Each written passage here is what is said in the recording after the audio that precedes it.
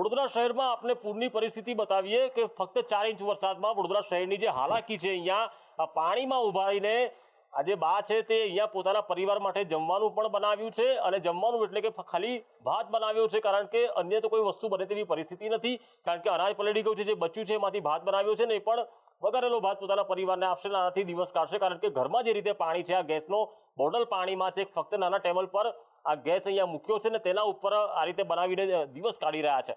કાકા, આ કયો વિસ્તાર છે અને કાલે શું પરિસ્થિતિ? આ પ્રતાપનગર જયરાજપુર ડભો વોરાની ચાલી છે। અહીંયા ત્રીજી વખત પાણી ભર્યું સાહેબ, પણ આ ત્રીજી વખતમાં ના ભાજપનો કોઈ આવ્યો, ના કોંગ્રેસના કોઈ નેતા જોવા તો કોઈ અમને પૂછવાય નથી આવતું કે તમારે શું તકલીફ છે। અચ્છા, અને તમે મોટા કેટલા છો? 5 જણ? 5 જણા।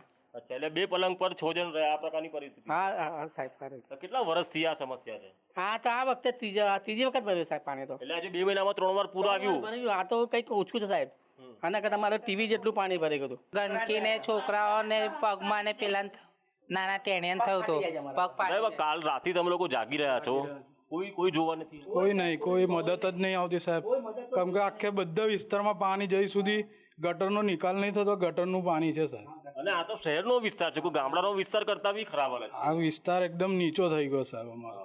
આ રોડ બને છે વારે ઘડે તો રોડ ઉપર થાય છે અને નીચે ગટરનું પાણી ભરાઈ જાય, રોડનું લેવલ ઉપર જઈ રહ્યું છે, આ નીચાન થઈ રહ્યો છે અમારો વિસ્તાર।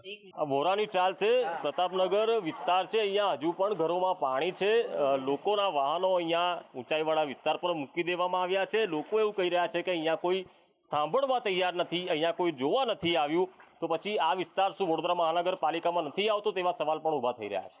કેમેરા પર્સન નિકેશ વોરાન સાથે કુણાલ શર્મા, સંદેશ ન્યૂઝ, વડોદરા।